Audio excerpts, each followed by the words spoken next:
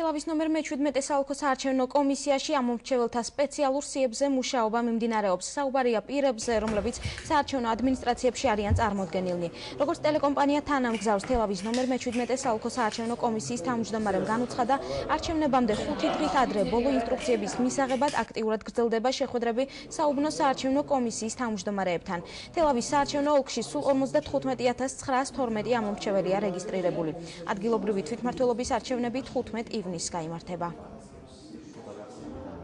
დღესდღეობით ამ საოლქო საარჩევნო კომისიაში მიმდინარეობს ამომრჩეველთა სპეციებზე მუშაობა.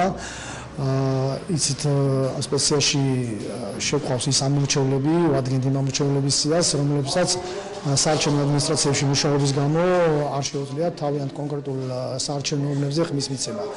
ამჟამად მიმდინარეობს ამ სპეციებზე მუშაობა. ასევე მიდის შეხვედრები საუბნო საარჩევნო კომისიის თავმჯდომარეებთან ბოლო ინსტრუქციების მისაღებად, ასევე გადასტან საარჩევნო ყუთის მონაცემებთან დაკავშირებით.